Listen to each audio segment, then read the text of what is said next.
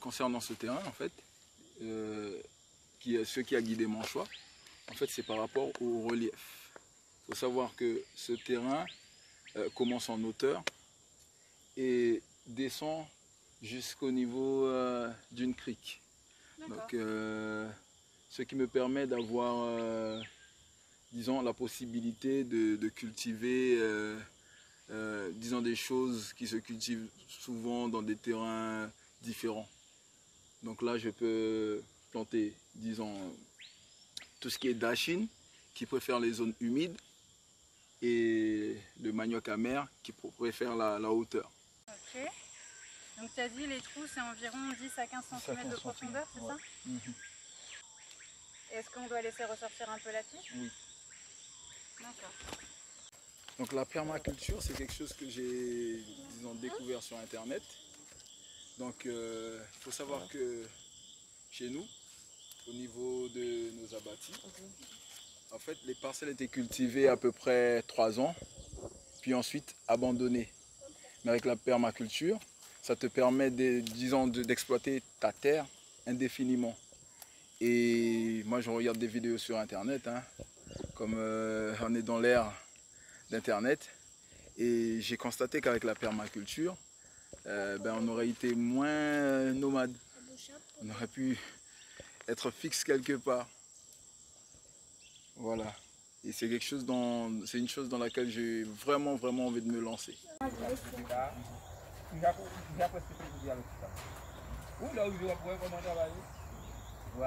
En Guyane, on avait une saison pour les abattis, à partir de juin, on commence à défricher pour laisser sécher à peu près 2 mois, c'est-à-dire donc juin, juillet, août, brûler. Et on attend à peu près une espèce de saison des pluies vers novembre pour commencer à planter. Et c'est là que cette plante commence à pousser. Ça pousse pendant à peu près 2-3 mois.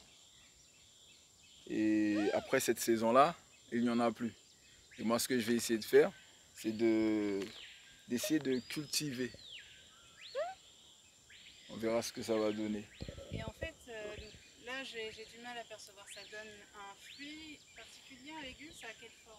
Donc ce sont les feuilles qui sont consommées. Ah, c'est comme des épinards. C'est comme des épinards. Même particularité. Au toucher, c'est pareil. À peu près le même goût. Tu sais qu'en plus j'ai horreur du jardinage. Ah ouais? C'est pas du tout mon truc, c'est le truc de ma mère. Elle adore ça. Ah ouais, pareil, j'adore. Donc il faut savoir que chez nous, à la bâtie, au niveau de la plantation, il n'y a pas d'organisation spécifique, hein. On plante en fonction du sol. Un produit qui correspondrait à ce sol-là, ce produit-là, il sera planté là. Voilà, c'est un peu désorganisé, mais ça pousse bien. Donc, je disais qu'ici, c'était un peu notre sujet. Donc, on est un petit groupe d'amis, en fait. On travaille ensemble. Donc, du coup, j'aurai l'impression qu'il n'y a pas de limite entre nos abattis. Donc, ici, c'est le premier qui s'est installé ici. C'est un oncle à moi. Donc, lui, ça fait à peu près 5 ans, hein, qu'il occupe ce terrain. Ça se voit déjà par la taille des arbres, des fruitiers. Voilà. Il est à un niveau supérieur. Au niveau de tout ce que je défrichais, d'habitude, je rassemblais tous ces débris de feuilles et d'herbes et je brûlais. Mais actuellement, je laisse tout à ras le sol. Ainsi, ça nourrit le sol. Et j'ai constaté aussi que ça empêchait la terre de partir. Et comme je disais, ça je l'ai découvert tout seul. Là, sur ce terrain, il y a beaucoup de fourmis manioc, mais j'essaie d'utiliser, disons, des savoirs que les grandes personnes avaient déjà pour pouvoir éliminer ces fourmis-là.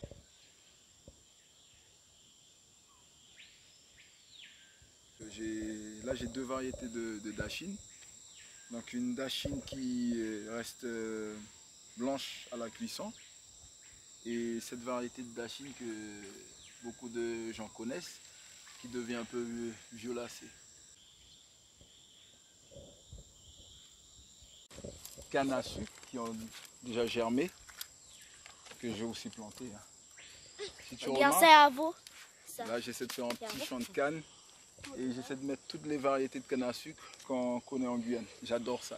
Allez, on fait un trou à peu près d'une profondeur de, on va dire, 10 à 15 cm. Le soir, tu à l'école. C'est bon, Et ensuite, on va baka. on y met sa dachine qu'on recouvre voilà, bien.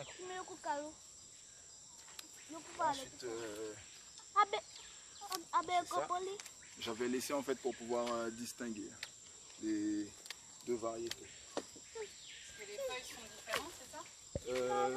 Non, justement, les feuilles sont identiques et pour ne pas les mélanger, j'ai laissé des feuilles sur la variété violette.